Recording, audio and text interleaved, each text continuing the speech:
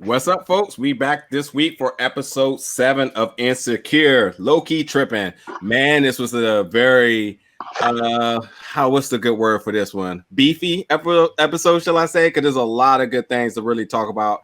And the crew is all here, and we're definitely going to break all of these plot points down.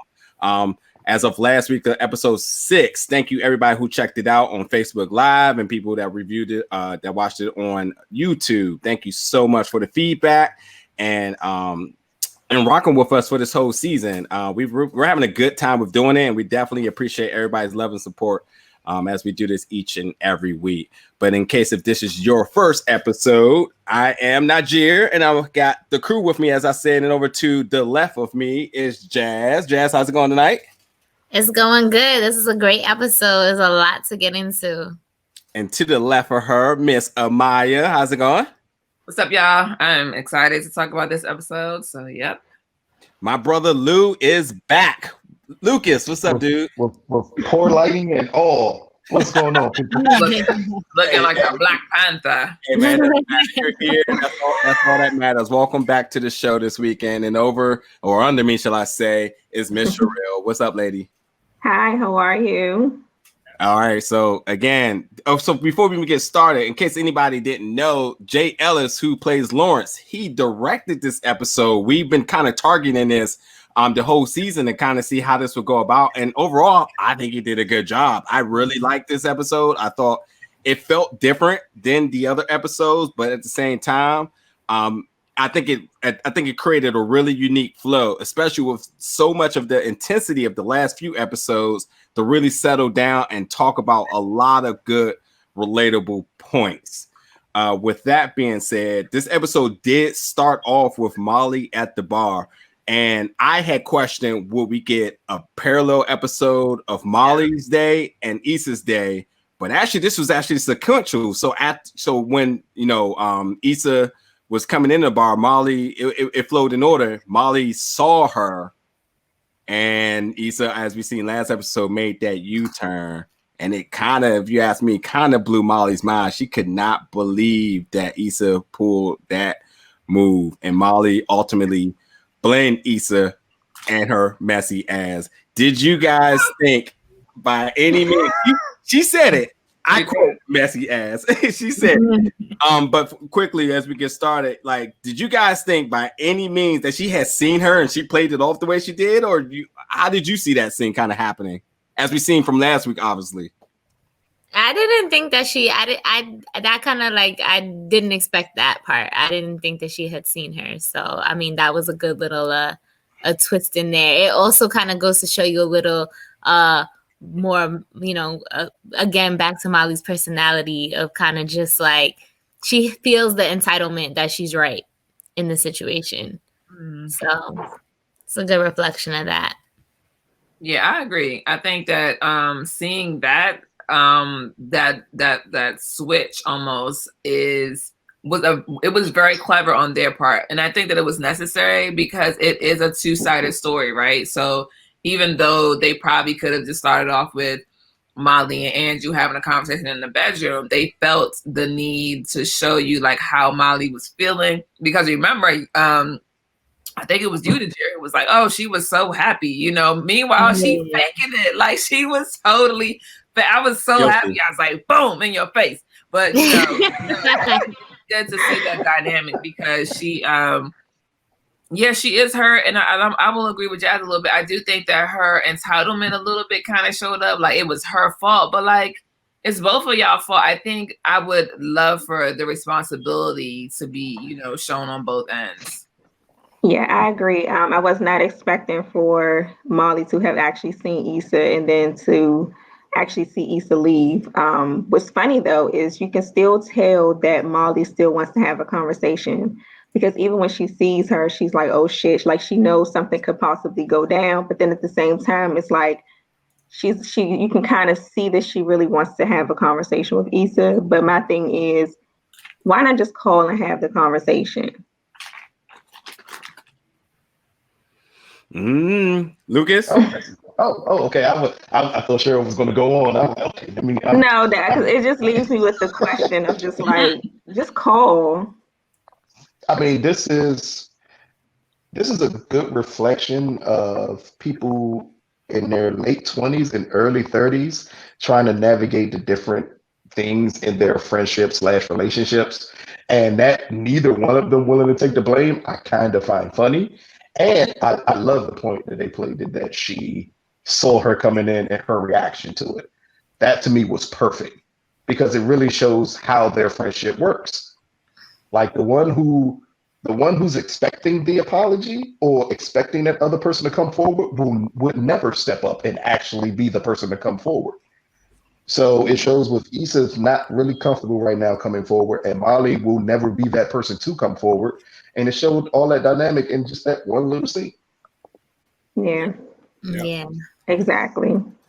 So obviously Molly and Andrew have better things to do than being dwelling on Issa today because they are headed to Mexico.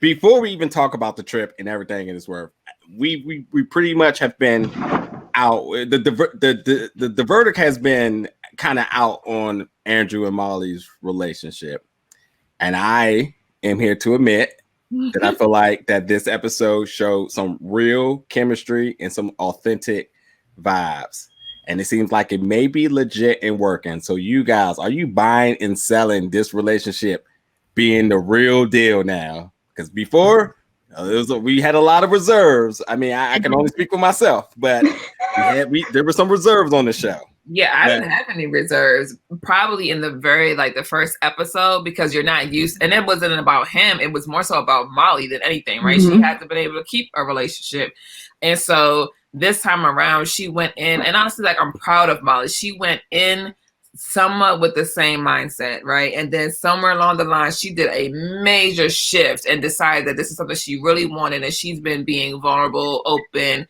She's been communicating a little bit more. So I think after the conversation in reference to him not opening up about his sister, there was a real shift in their relationship.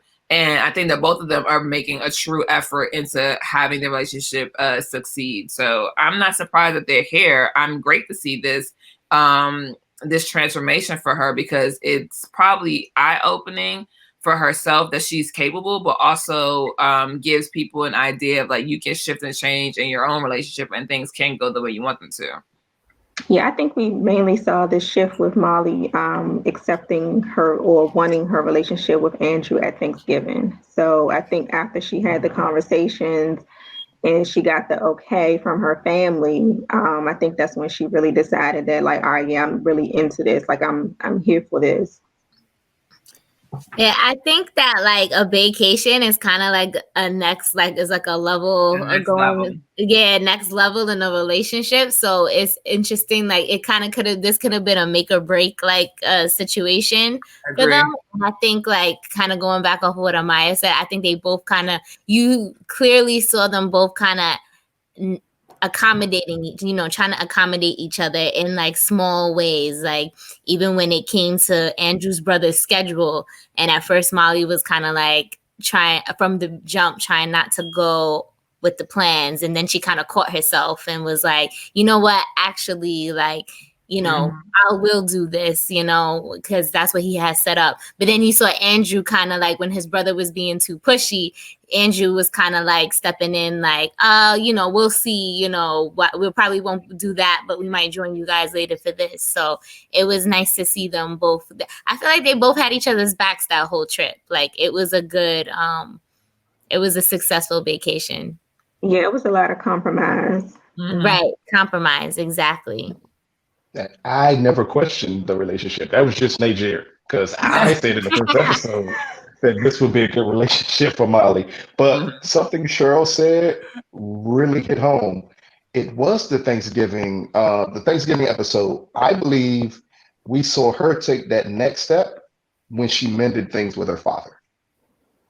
Yeah. After that situation of just her, as simple as giving him the pie and trying to mend things with him, I believe she realized, well, if I'm gonna be in a relationship, I got to take the ups and the downs. It's never going to be only my way at all times. And I think that's helped her and Andrew become a stronger relationship. As I said in the first episode, I said this was the strongest relationship they've shown on this show.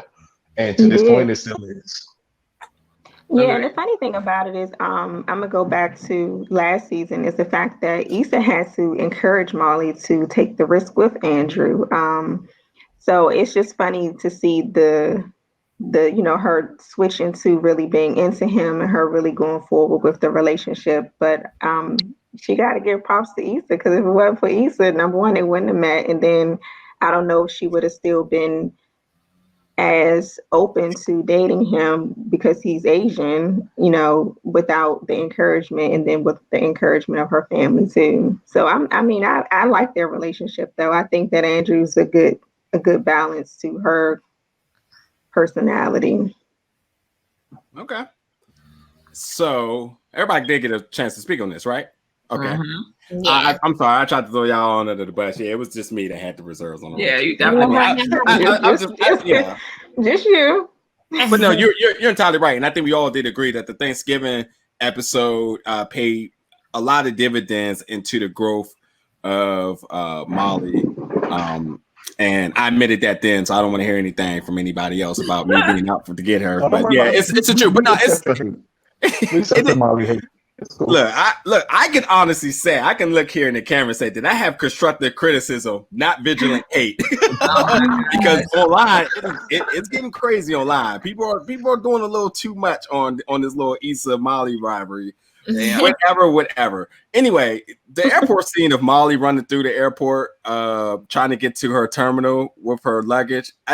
That's got to be the most authentic scene I have ever seen, because if this never happened to you, I'm sure somebody's always seen that one person that's like, where you at? And they do a complete 360, like, oh, they're done. They're not going to make that. I've been there. That has never happened to me. I'm always like early. I didn't want to say it and feel bad, Cheryl. It's never happened to me. Yeah, it's never happened. I get to airports early. I need to drink. I need to eat before I can't. It's happened to me. I've missed flights. Hey, but look, it didn't have to be you. It could have been somebody with you, or you could have seen somebody. Like, that's what I'm saying. It's just so authentic. I've never missed a flight. I've been really, really close, but I've never missed one. But yeah, I've definitely seen people that was like, yeah, that person's not gonna make it. They hitting the 360, like where you at? It's like, I've been the person that had to rebook the person who missed their flight. I was that person. Wow. No. Mm-hmm. Wow. People who miss flights always need one of you. All right. Yeah. As long as you don't have an attitude, be good. Yeah. Right. Because I am not that friend. You on your own. You gonna figure this out. Now, if that's never happened to you, now please tell me, has this ever happened to you? You guys can tell the stories if you haven't. Have you ever been on the airplane and somebody who is this way less left field sticks their head in your aisle and just starts talking to you and give you their life story? When that lady did that on the plane, I knew 1,050% that they were going to see her at the resort. That has happened to me. A chill 4 or 5 times. It always happens. It's never happened to me. Sorry, buddy. Oh my God. Listen, I go onto the plane as soon as they take my ticket, headphones in. I don't even I will ignore you in silence. Always have Sometimes they don't care though. Sometimes they don't care about the headphones. They'll tap you and start talking to you, and then they see you put the headphones back in and they tap you again. Yeah. Nope. Yep. I'm really sitting here thinking about it. I had a 6-hour conversation on a flight based off of that. 6 hours with the pictures of the kids and Yep. Listen, I had an in-depth conversation with someone that it was the worst conversation in the world, because she was just so open and free to share things that you shouldn't share with people when you first meet them. Exactly. She was telling me about how her husband was cheating on her. She was telling me how she had an abortion. When I say she went deep into her story, she went deep into her story. Fight a TV bell. I need a gin, please. And I don't know how to tell people not to talk, so I just let her keep on going. And I was like, really? I fell asleep. I'm getting insight. I'm helping out. I felt like Oyoung on the whole flight. Like, I'm gonna fix your life in these 6 hours.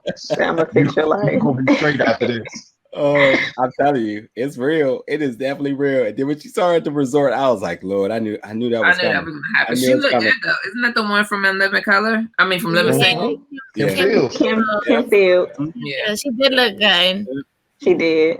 And we got the discount version of this because you don't just see them at the resort once. You see them a chill 3 to 4 times. Like it always happens. Mhm. But yeah, something else Sherelle said early too, and everybody kind of put emphasis on this, is that Molly was definitely willing to compromise. She, her first night, she said, "Hey, it's been a long flight. It's been a long day. In fact, she just wanted to have a low-key chill night." Andrew, gave her warnings like, "Hey, this is how my brother is. He usually likes to keep things a little bit strategical with the plans, et cetera, et cetera." She kind of was like, "You know what? Okay, cool." Another quick soft question for you guys. Are you guys like the one of the like, "Hey, I need to get the rest day in my first night," or are you ready to get it and go as soon as you land? No, I need a nap, bro. I'm sorry. I I'm in need my a nap. 30s. I'm in my 30s. I'm ready to get it and go. I know the plane. Unless I God. slept on the plane, but I'm probably gonna need a moment to decompress. You know what I'm saying? Same. Like, can we just play Taboo and get some drinks? Yeah, I'm the same way. I like to, when I get off the plane and I get to my hotel, I actually like to take a shower, and that just leads to me wanting to take a nap. So I am a nap first, and then I can do whatever you need me to do after that. The only time I have been on a flight and did not get to rest was when I was with the moderator in San Diego, and we got off the plane and had to work from the moment we landed until like 10, 11 o'clock that night.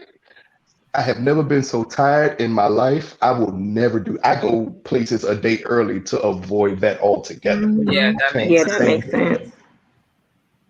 I don't even remember that flight. See what I mean? See what I mean? I See what I don't. mean? I don't remember it at all. You remember that night though? Oh That's yeah, what I'm talking about. Exactly. yeah, Never again. Never again. yeah. But no, seriously, all this Mexico talk and seeing Mexico. Listen, I don't want to talk about skip. I want the pandemic to just be over. The soundtrack was fire for the night. It was. The vibes, the drinks, just the water, everything. I need some Mexico or just some resort or trip. All right, so group trip. We're gonna do a Puerto Vallarta review after the pandemic is over. No, seriously. On location. This episode did make me want to be like go on a vacation. I was so mad.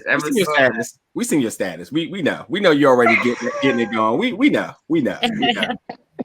I'll take a girls trip too. Sherelle was like, "Before I come on the show tonight, I need to let the world know. I need to get this vacation in." So yeah, that drink was a vibe.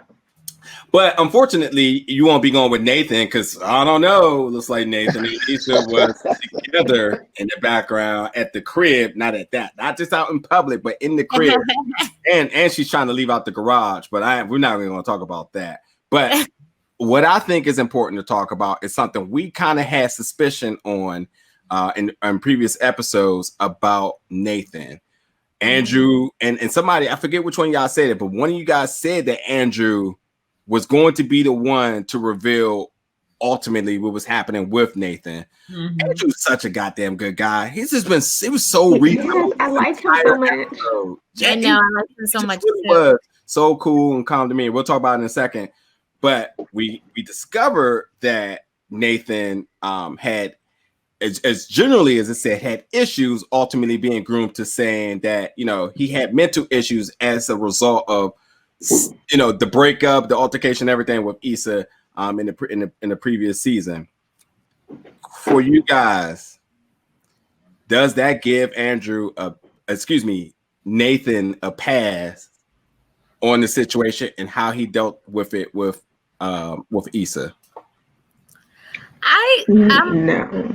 I'm gonna say I'm gonna go with possibly. I think that it can possibly give him a pass. I don't think things were that deep and serious and at that point yet with him and Issa, where where he might have needed to give her that information up front and forward at that moment. And he's back, so let's see if there's a possibility, for him and Issa to reconcile and figure that out. But let me throw something back at you real quick. You say he's back. Okay. What does that mean? Be specific with the word he's back. Well, I meant he's physically back. Okay. He's physically back.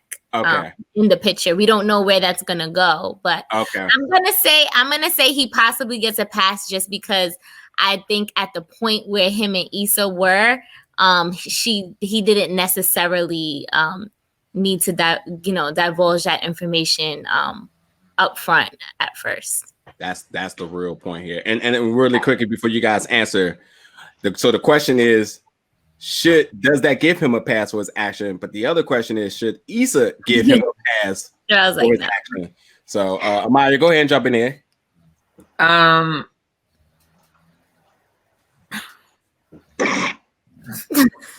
sorry, I lost my thought.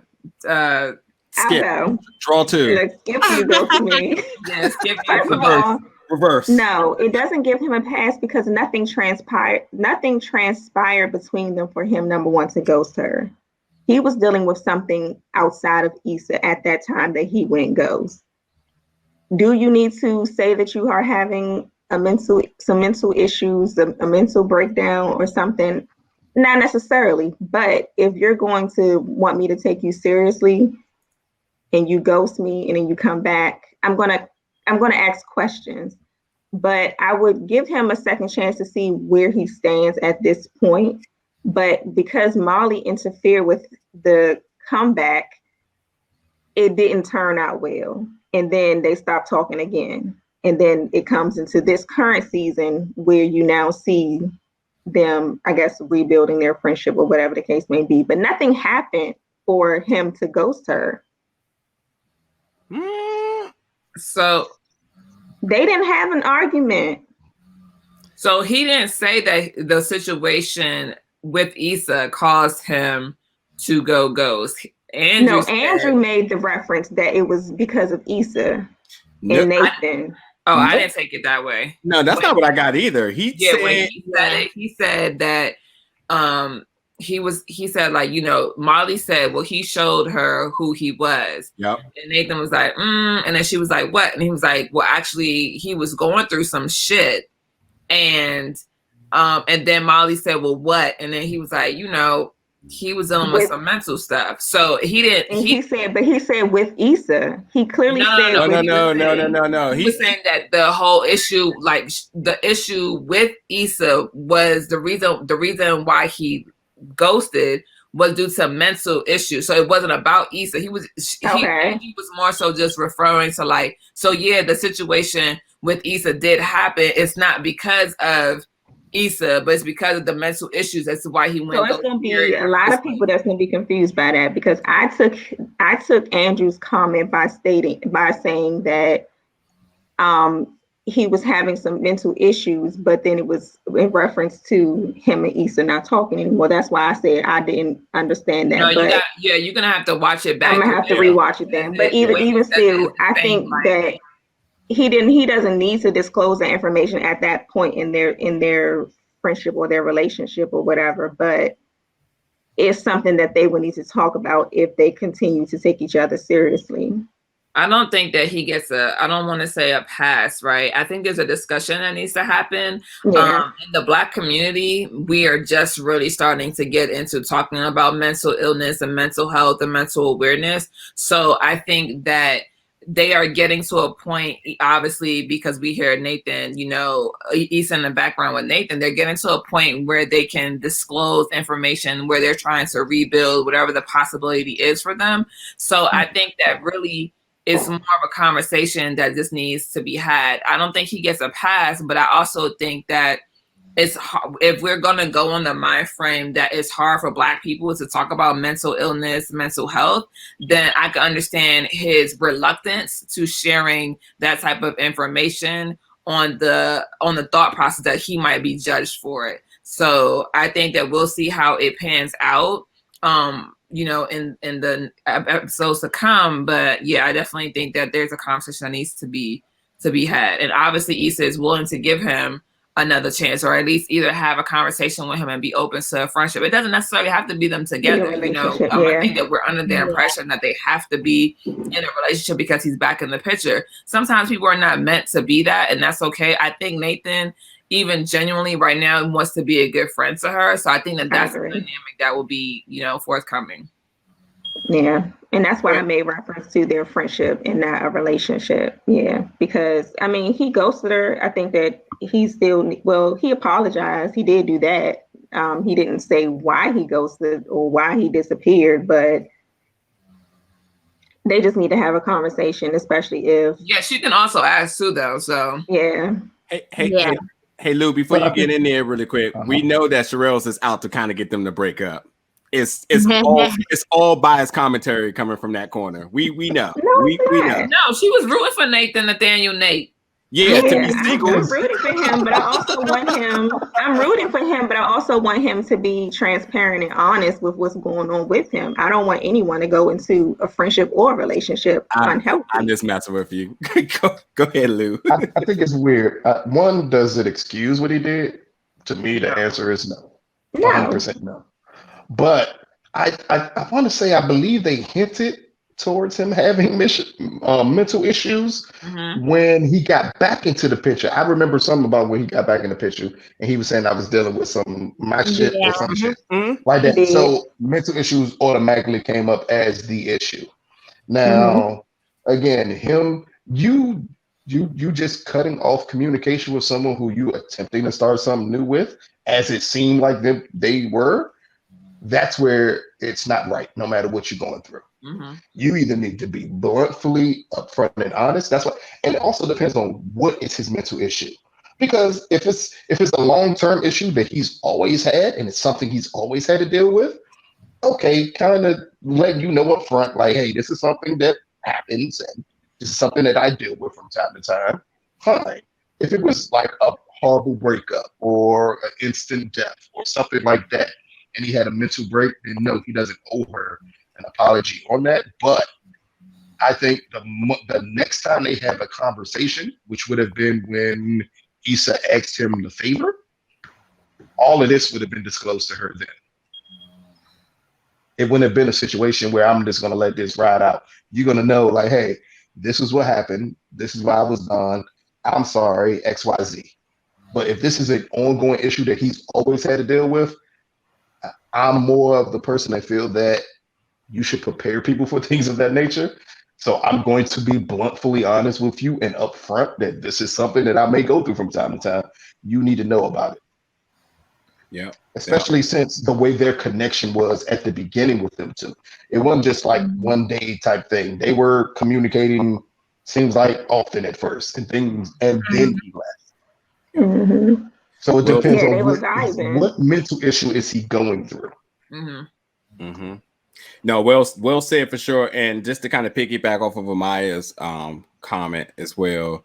Yeah, I totally agree with how that scene was kind of depicted and scripted for the viewers. It absolutely was and Andrew, again, he gave his reassurance to Molly, like, hey, have you thought about it in this manner? You know, he was going through something, and basically, what if he was going through something? Like, well, what is it? He's like, well, yeah, he had some mental issue stuff, mental health stuff, and it ultimately, he just couldn't fathom Issa's situation, what he was going through in its entirety, and that just kind of had him to ghost. And then, once he showed up, he did apologize for it, so he obviously knew something was wrong, but maybe, much like Amaya said, maybe he didn't feel like he was in a space where he was comfortable enough to talk about it. Maybe he's never had that dynamic where it was somebody he cared for and happened to kind of relate at the same time, because instantly when he got back in the picture, he was ready to help Issa do and achieve anything that she needed, despite everything that was going on around. I mean, he jumped in and helped her in her most critical time and trying to get the event going. So the good thing I think to really take from this situation is that although we only heard a 5-second snippet of the two of them, they seem to be in a good place. She's comfortable enough to be over there, so maybe they had the conversation. Maybe they're just completely past it. He's grinding, as he said, he's working in the city, so it's going to be really interesting to see how much more they we dive into Nathan's character, because I believe there's still a lot that we have to really and we're just only scratching the surface with him. But overall, I'm loving how he wasn't featured in this episode, but we did get a lot from him to really put into perspective. Can we quickly touch on Andrew keeping his mouth shut? Because if you my friend, I'm gonna need you not to say nothing of that nature to anybody. My dude, if you're my friend and I disclose to you that I am going through something, that is not your information to share with anyone else. I think that he did it in a very a respectful way that doesn't disclose what happened. Because I think that saying that, because here's the thing, right? He's defending his friend. He didn't like Molly's attitude towards his friend. So if you're my friend, I'm going to do the same exact thing in a way that does not disclose information that says anything about what you, because mental illness, listen, there's a long ass list of what mental illness could be for a lot of people, right? So he was very respectful and just saying like, hey, like, you don't know what's going on with him. You don't reserve that right to make any judgment calls. And he's been that person from the jump where he doesn't really particularly care for the way that she judges people anyway. So I think that he was very good in his words of not saying whatever it was. He was just like, look, man, you know, like, hey, he was going through something, and even down to like, oh, I guess they're buddy with the reference from Molly about Issa and Nathan. I don't know. That's their business. It's real simple. And these are things that people as adults should probably know that people don't, right? Because they love to meddle and shit, and people love drama. So for me, I think that being respectful and understanding boundaries of what you should and shouldn't say is very much what Andrew did in a situation where you are defending your person, your friend. And I think that's almost innate. If that's really your friend, sometimes you may not be able to catch yourself, but you catch yourself enough to say nothing, would still say something. A lot, yeah. It was bringing up anything with his mental health. It could have easily been. It could have been. You don't know what he's going through. I don't have to explain to you what he's going through. I don't have to bring up mental health at all, because what you got to be careful is, what you got to be careful with is her and Issa not talking right now. Next thing you know, now they have something to talk about. She go to Issa, hey girl, so he going through mental health issues. What's going on with him? What's going on with Charlie? No, that's not the dynamic of Molly and Issa. So that's really a toss-up. It's more of a situation of, as a friend. From a friend's perspective, I am not giving you even that much information. Yeah, but even if you looked at Molly's response to Andrew in that moment of him saying what he said, it's more so like, oh shit, because some people need to protect. I'm not talking about Molly, right? Because what if Issa never came and had a conversation with Molly? Some people need to be checked, because a lot of people don't understand what other people are going through. There are some people right now who don't believe that depression is a mental illness, right? We're not going to go into that. The point of the matter is saying that mental illness could be it could just be anything. It could be, but it leads to more personal, it leads to unnecessary questions. I think if it was going to lead to unnecessary questions, it would have led to more questions. You don't need to know nothing else. To me, it's simple. My homeboy going through something. You don't need to know nothing else. That ain't for your discussion. I think Andrew is more compassionate than most men lead to be in this particular situation. I have not seen Andrew being like, oh, nah, that's my home. Like, he's never been that person. I wouldn't expect him to be that person in this episode. We're talking strictly based on the character, and who he's been throughout the entirety of the season has been a compassionate, think about what you're saying, don't judge people, give people the benefit of the doubt type of person. He's been that person. So that, I don't even see that as his character. Had he done that, I probably would have been like, that's a little weird. See, I think you're focusing on, and after this, we're going to move on to the next one. I'm focusing on just as him as a friend, because he That's what could I'm be that saying. compassionate. He could be that compassionate person and still not be a good friend in sharing information. That's not I have plenty of to me. It's compassionate not friends information. that are horrible at giving out a little too much. I have a lot of friends, they give out just a little too much. Like, pull back something. You could just say, my homeboy going through something right now. And we can leave it at that, because we don't need to discuss them. We ain't here for them. Well, My homeboy going through Well, something Molly right brought now. it up. You don't know hold So their on. situation. We're definitely gonna move on. Well, I don't want to spend too much time on this situation. This is by far not the biggest thing in it. no, And it's not. Go ahead. Keep going. just to really put the episode into perspective, for me, Andrew has been on diffuser island this entire episode, because he's throughout the ups and downs from the smallest thing to the biggest thing. I felt like he's had a level, just a cool, calm, collective level of reasoning throughout everything. When things could have been intense, things could have not been intense, things could have been drama. There's a lot that goes on. We'll talk about Andrew just in a little bit later, but I think the big thing that we need to talk about, because we don't want to run over our time for the night, is good old Molly in the very intense situation of Molly going to retrieve the towel for Andrew's sister-in-law. Before we actually get into the little beefy points, so I'm gonna throw everything out to you guys and kind of touch on whatever part that speaks to you. Obviously, the first thing is has this ever happened to anybody? Have you ever been in a situation like this? I think a lot of us can definitely say yes here, but if you want to talk about that experience, I think that'd be good material for the show. Do you ultimately agree with Molly's reaction to the situation, her immediate reaction to the resort worker with her brother, with Andrew's brother, what's his name? I can't even think of his name that quick. Victor, excuse me.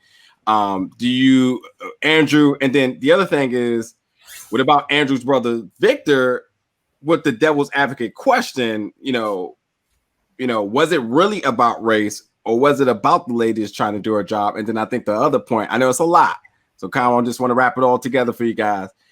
And do you agree with how Andrew, his stance in this situation, how he kind of was?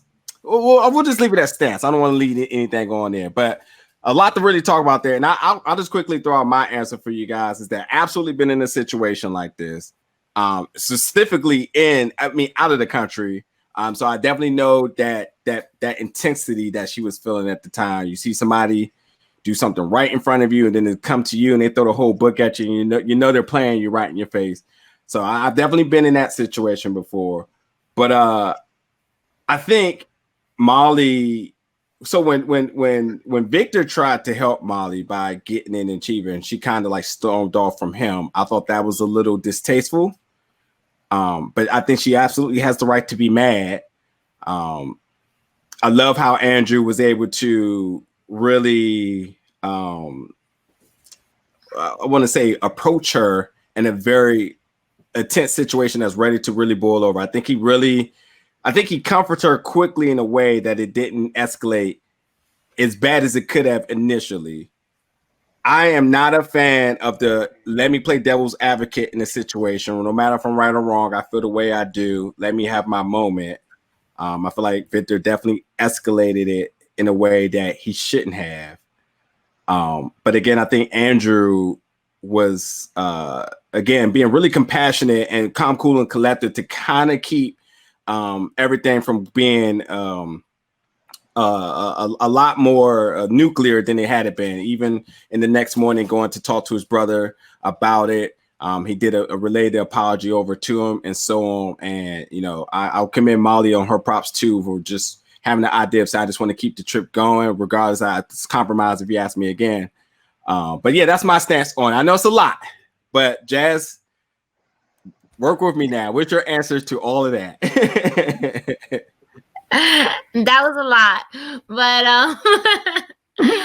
I definitely think it's hard to, especially because no one was there no one was right there, when the situation with Molly happened. Also, these are new friends. Like, these are not people that, she's, they're not familiar with each other.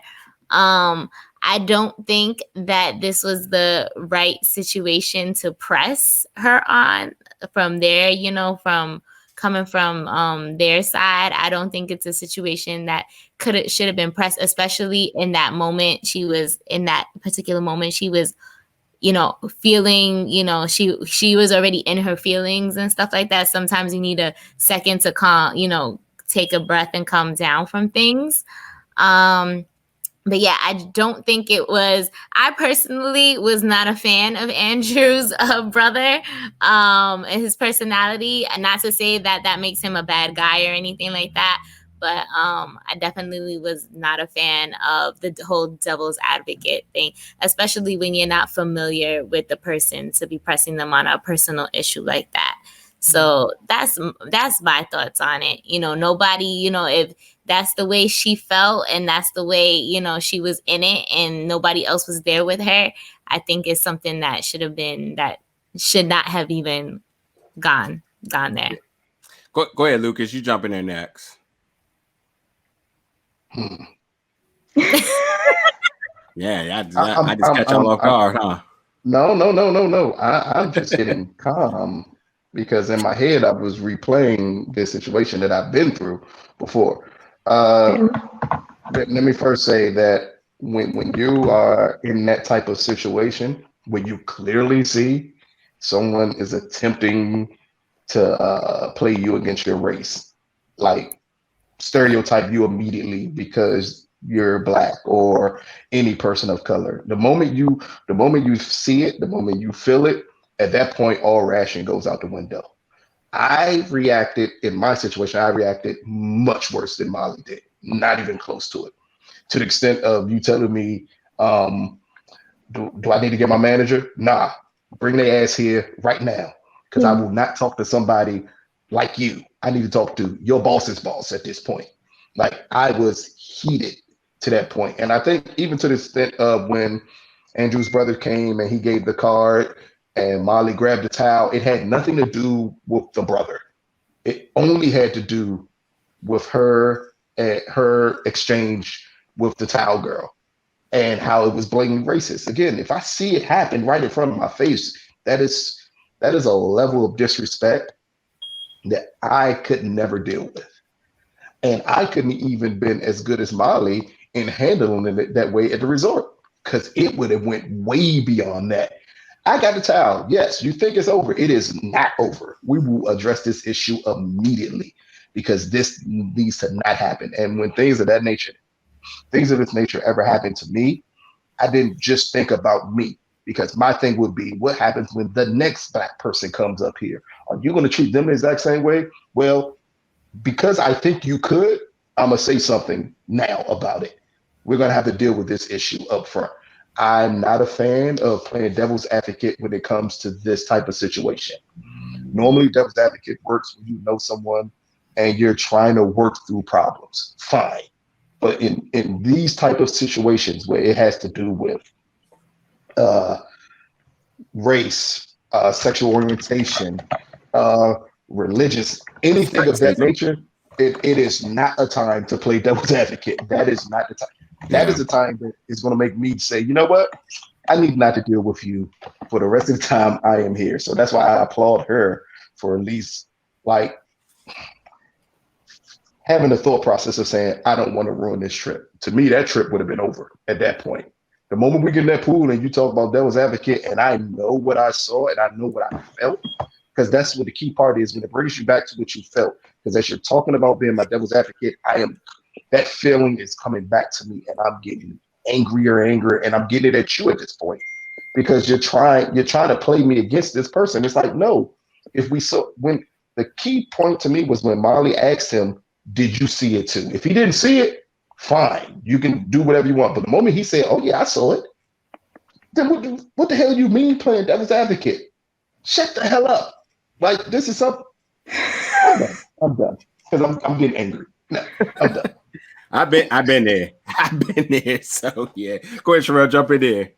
I would have reacted the same way Molly reacted. But the thing that irritates me the most with this scene is actually not her asking for the key.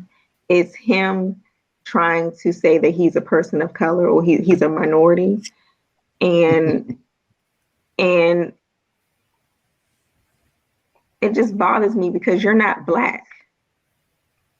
And you don't go through with what I go through. So even though you might have your own issues as far as racism or whatever, you don't deal with it on the level that I, as a Black person, deal with it on. And if you saw it, then you shouldn't even have commented or even made a reference to, could you be taking it too far, or even making a comment or playing a devil's advocate, period. If I'm feeling this way and you saw that it happened, then just let it be what that is. And let me say what I said, and then you leave it alone. But for him to have try to argue with her about it or try to make a point irritated me. And then his wife was trying to make little comments or reactions about it as well. And it just, the wife got offensive when she said, I'm right here, can you speak English?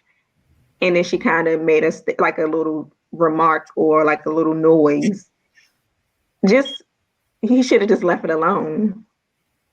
And that just irritated me that he didn't, and that he just kept poking.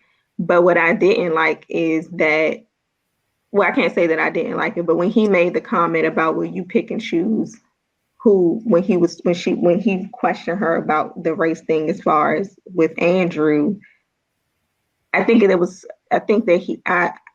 like that he made that comment, because you can't pick and choose when you're going to accept something when it comes to race and when you're not. So I do like that he said something about that. But other than that, I just kind of feel like the whole conversation could have been avoided. Absolutely true, but wrong timing. Wrong timing. Go ahead, Maya. Yeah, so I definitely think that on a larger scale, right? There are different levels of colorism in here, right? Because I've never experienced that, and I feel like if Molly were a fair-skinned, lighter version, right, she may have not experienced that. I kind of felt like that's where that was going when I saw this building, but I wasn't sure how it was going to play out. I definitely think that it was disrespectful. Victor, going in and being like, oh, she's in room 338, she's good, is almost him perpetuating the behavior that she had a right to ask for the card after, not asking the white couple for their card. I do think Victor was inappropriate and wrong in reference to talking about devil's advocate. For me, those people are like level of jokesters that I can't take serious, because they know for a fact that they're going in to do some shit that's gonna piss you off. Especially, going back to Jazz's point, he don't know her in order to be even having this type of conversation with her. So I think he was totally disrespectful. He was even kind of undermining her, to be honest, because I took yes when she asked him as straight sarcasm. I don't know if you saw it, but the way he said yes was not in a reference to I was wondering where somebody gonna bring that up. He was like, and I was just like, oh nah. So he had already the wrong way. She should have splashed him with some water, because that's what I probably would have did. I do think that Molly, I get that she was angry with Victor, but I definitely think she kind of brought that out towards the whole entirety of them, in the Victor, his wife, and then Andrew, off of being angry. But I'm glad that Andrew was able to see past that and just to have a conversation with her and then go talk to his brother. I'm hoping, based on the scene, I'm hoping that was a real genuine conversation, that his brother really did apologize. Maybe we'll see that somewhere later in the season. But in my heart, I kind of almost felt like he was saying that to make the situation better. And I don't know why I got that feeling, but I feel like sometimes that's such a real tricky thing to go into. So yeah, I'm not a fan of Victor. He would have to apologize in person to Molly at some sort of event later on down the road in the season. So yeah. Absolutely. You said everything I was going to rebuttal with, so that's perfect. And as we're slowly starting to creep up on our time really quick, I know something you want to put a lot of emphasis on as this got towards the end of the episode, and somebody brought it up a couple of episodes that we've discussed in our reviews, and that's Molly's absence with her therapist. And with everything that happened, I just thought it was a powerful scene that Molly was able to pick up the phone, call a therapist, and admit that she was having a hard time letting things go. So I know, I know you wanted to emphasize, put some emphasis on this particular. So it's definitely, the floor is definitely yours. Yeah. So what I loved about it is the honesty, like the raw honesty in that moment with Molly on the beach, having to leave a voicemail and say, I'm having a hard time letting things go. Right. Not just Issa, not just not just the situation with Andrew, but we're going back to the situation with her dad. So right now she's consecutively struggling with letting things go. And I think the greatest point about that was her acknowledging that and seeing it for herself in order to say, like, hey, I need help. And to me, I feel like that's a big deal in the Black community with mental health, with therapy, with counseling, is that seeing it for yourself and realizing that you have to be your own advocate, right? You have to be like, listen, I don't feel like I'm in a good space. I don't want to be in this space. And I really want to know how to navigate through something that I don't know how to navigate through, because I think sometimes we want to go through it alone. We want to like figure it out. Molly's very strong. She's like, I got it together. But like at this point, it's beautiful to see that she doesn't have it together, and that she's also willing to say she doesn't have it together and to reach out for help. And so I think that that's a big thing that we have discussed, and I think that they brought up mental health twice in this episode, and I was really proud of that dynamic. Yep. Well said. Okay, so again, like I said, as we get close on our time for the night, a couple of things I really want to touch on really quick before I send it around to everybody. And number one, as much as we have been doing video reviews for this season, Jasmine also has been doing written reviews as well. And I definitely want to make sure that I have pointed that out really quickly. So while we have time right now, and as we're going to do for the remainder of the season, Jasmine, definitely step in with your question for the site for today, or tonight, shall I say?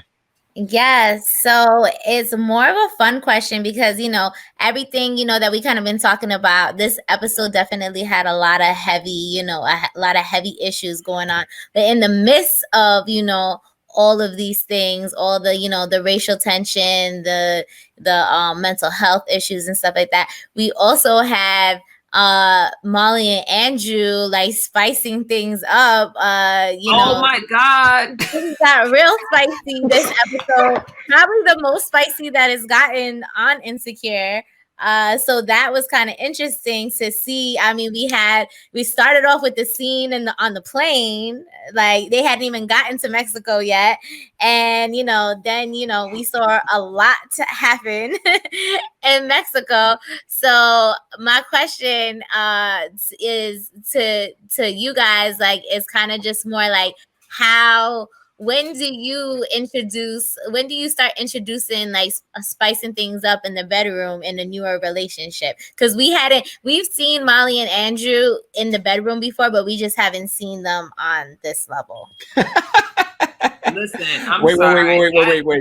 Before that happens too, and also anybody that's listening right now, their information and it will be in the description below. But Jasmine, verbally, if anybody that's listening, where can they also follow up on responses for these questions for the week? Yes, so you will find these pieces on exonicole.com. Yes, I'm a contributor there, and you'll get to see the different responses, from Insecure fans like us on what we think on these different relationship topics that the show kind of hits, and on all things dating, sex, all of that. So, yeah.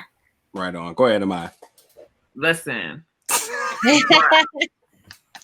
Bruh. Okay, that's all I got for you, because I was not expecting you gonna eat this ass. I'm sorry, I was not. I was Mama, Grandma, if you're listening, I don't do that type of thing. I'm a virgin. I am. Okay. Okay. No. Nothing. Like, what? All right, I'm down for the lingerie, though. I'm telling you, though, Molly looks absolutely amazing. I'm a fan of lingerie. I love lingerie. Got lingerie for days. Who am I wearing it for? My goddamn self, because I'm single. for now. Okay, don't judge me. Wow, that I don't have no words, and like to show it too. Oh, I'm done. Who's that? I'm out of here. So that whole scene was actually pretty funny to me, and it was real because it was awkward because they had totally different ideas of what this excitement or this something that I have for you is. They were just like two left fields. It was just like they were just not on the same page at all. But when to invite that kind of stuff into your relationship, when it's boring or when it gets boring, because you don't want to overdo it in the beginning.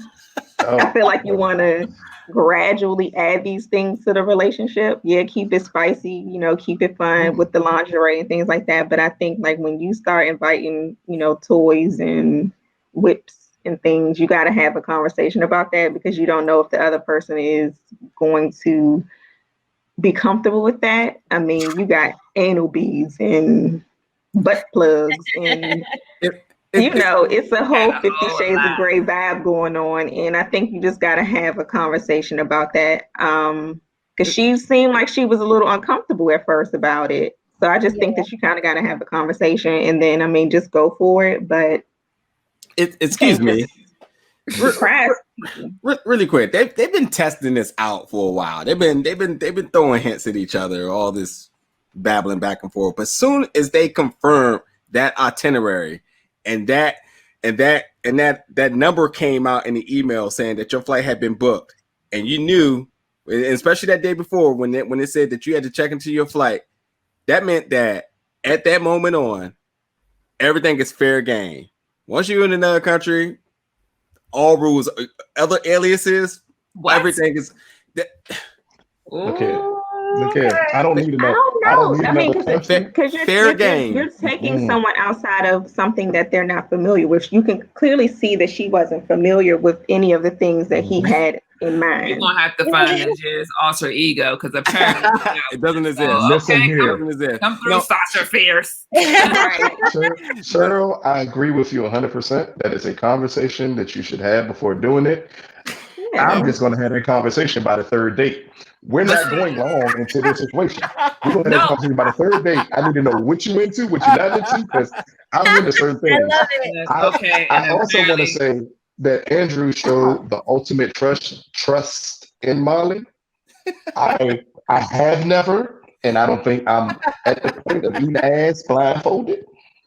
But that's a trust level that is so big to eat ass blindfolded. Look, and Sherelle talking about Molly was uncomfortable. This man got bondage up in a whole nother country and just went with it. Oh man. Look, that'd have been the scariest moment of my life. He can talk, he can move. We would at this point we probably could have never seen him again if this would have went the wrong way.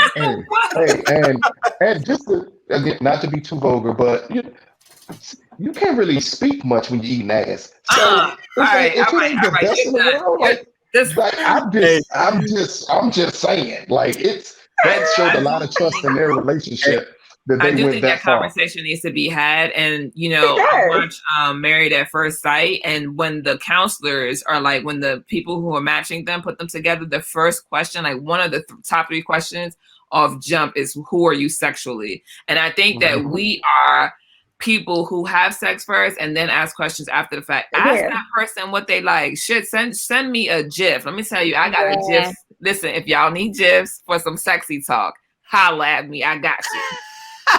No, seriously, since y'all all went super serious with this, excuse me, because but look, again, they had conversations about where they wanted to go with this. They've been testing this out for a while. They've been dirty talking to each other for the whole entire time. And they went out there and they got some real vibe. I mean, again, they had the conversation of we're going to spice things up, and she went one level and he went above, and then she doubled down and went above him. So it all worked out at the same time. It worked out, but it was a lack of communication. It was not communicated. 100% so. Because she went into the situation thinking one thing. He showed her a completely different thing. Don't be like Victor. Don't be like Victor and have a whole schedule set out. Like everything got to be on the paper. But I'm just saying, and she wasn't prepared. Eating ass ain't over anal beads. Let's just say that first and foremost. Eating ass ain't over the toys that he brought out. That is not her going above. He was going in. He was held hostage in a foreign country. That's what happened there. No matter how you look at it, he didn't ask for that. He didn't know, and he asked for it. With the toys he brought, he clearly asked for it. He knew what he wanted. All right. I just joking, but yeah, definitely, seriously, check out. Check out the question for the week on the site. The description will be in below in the video. Our last and final thing that we need to talk about is absolutely probably the biggest question that we had over the last 3 episodes. And that's, where the hell has Lawrence been besides directing this episode? And Cisco, apparently. But yeah, I've never heard of San Fran being named Frisco. I was like, what? I was thinking, like, where the hell is that at? Yeah, I ain't gonna lie. This may sound ignorant as hell. I was like, that must be another part in Mexico. I never heard of that ever. Wow, really? I never heard of San Fran being phrased as Frisco. So whatever it is. But that's where he's been. He's been on a trip there. I was ultimately going to ask, who did he call as he walked out of the airport? But as we seen, or maybe didn't see, but in the preview, I already knew. Next week teaser. Before I even saw it, I was like, come on, baby, come on. But the thing is, they shot it in a way to make you think, but then they ultimately gave it to you. So I really hated that. I thought that was kind of lazy in a sense. Like, you leave a cliffhanger just to say 10 seconds later, here it is. Might as well have her pick up the phone on the joint. So whatever. But ultimately, Lawrence seems like he has something to tell Issa for next week's episode. That's your answer. I'm putting my bet in. Okay. But why would he need to tell her that? You just Hogwarts. You probably was part of Slytherin. You just stood over there on your damn head. I want to know why would he need to share that information with Issa? That's not what he got feelings for her, and if he leave, it's over. I don't think he's moving to Frisco. I think he wants to talk about his feelings with her. Okay, so then make your bet. Why you bet? Yeah. What? He said he was looking for a new job. Have some job element to it, because we did kind of like, they kind of went there a little bit in the previous episode with Condola. Mm-hmm. So I feel like we need to pick back, like, where was that going? They don't mention that for no reason. So that man ain't going on for San Francisco or Frisco, whatever y'all calling it. These young kids out here with these new names. It's not happening. Look, if he went to another city, that would ultimately he wouldn't be on the show. Would they ever do such a thing? No. I could see them taking Lawrence off a couple of episodes, and they've done that. He's already off 3 episodes. But him going to San Francisco, they're still in the LA area. That's a quick flight back and forth. That ain't no big deal.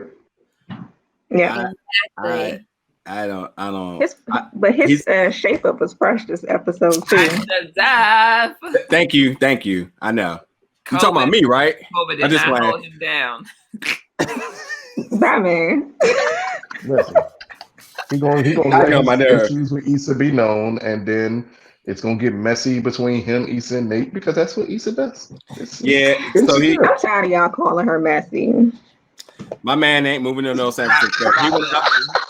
He went out there for something, and he was just gonna tell her that he broke up with Condola, but she already knew, so it's gonna. She already knows. Yeah. And he's gonna. He said, "I've been thinking about you, though." Yep. Mm-hmm. Yeah. Mm-hmm. It's about to be telling you that I was in a breakup. Now, about to bring it back. And look, when she had nobody, now everybody want her. I have a good feeling though. We need a whole nother season of who she gonna pick, and then we know homeboy, what's his name, probably gonna come back out of the cut. So that's what I'm going with. Daniel to come back. Daniel. Daniel. I wait for Daniel to come back. That is my ticket in the hat right there. He just gonna say that he back for her. I'm ready for the sexual chocolate to come back. Let's go. Y'all got anything else I want to talk about for the night, really quick, before we wrap this up? Any other little closing point? No, I think this was a good episode. I'm gonna bust Lucas ass off air. Let's go. Wrap this shit up. Jazz, you good? You always in the hot seat. I'm hoping that they'll pick up next episode where what Issa was up to with Nate while this was going on. That'll be interesting to see. But it does look like this whole Molly and Issa not talking thing is gonna last quite a bit. Like you said so when the first blew up. So we'll see what that looks like as well. Mm-hmm. Yeah. All right, well, that will definitely do it for tonight's episode. Thank you everybody that listened and watched us live on Facebook for the night. Obviously, if you're watching this replay on YouTube, we'll be back each and every week with our review. By all means, make sure you subscribe to the channel, hit the notification bell so you can get the updates when we go live. And until then, we'll catch you guys next week.